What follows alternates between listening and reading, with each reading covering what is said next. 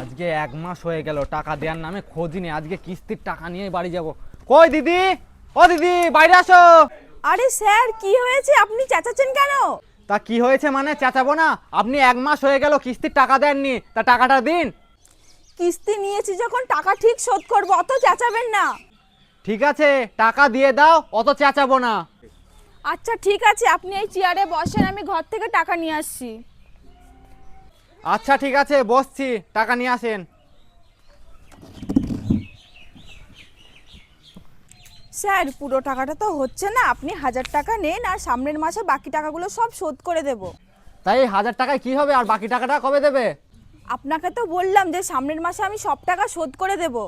আমি ওসব কথা শুনতে চাই না, আমার এই মাসে টাকাটা লাগবে, নালে আপনার জন্য আমার চাকরিটা চলে যাবে। আসলে আমার বাড়িতে না অনেক ছাগল আছে, ছাগলগুলো বিক্রি করে দিয়ে তোমার টাকাগুলো সব শোধ করে দেব। ও ছাগল বিক্রি করে টাকা দেবে? তা ঠিক আছে, তোমাকে আর ছাগল বিক্রি করতে হবে না, তোমার ওই খাসি ছাগলটা আমাকে দিয়ে দাও, তাহলে টাকা সব শোধ হয়ে যাবে। আমার ছাগলের দাম 10,000 টাকা, আর আপনি কিস্তি পাবেন 5,000 টাকা। আপনি কি ছাগলের ব্যাপারী? কি বললেন? আপনাকে কি দেখে মনে হয় যে আমি ছাগলের ব্যাপারে? আপনার ছাগল আমি খুলে নিয়ে যাব, দেখি কে আটকায়। আমিও দেখছি আপনার কত বড় সাহস, আমার বাড়ি থেকে কিভাবে ছাগল নিয়ে যান। ঠিক আছে দেখো আমার কত বড় সাহস, আমি ছাগল নিয়ে গিয়ে আর টাকা শোধ করবো। চ, লোন নেবে, লোনের টাকা দিতে পারবে না, ছাগল লিগে শোধ করে দেবো। আরে চোর চোর, আমার বাড়ি থেকে সব ছাগল চুরি করে নিয়ে গেল। কে কোথায় আছো, তাড়াতাড়ি আসো। ওরে বাবা রে, দরকার নেই টাকা।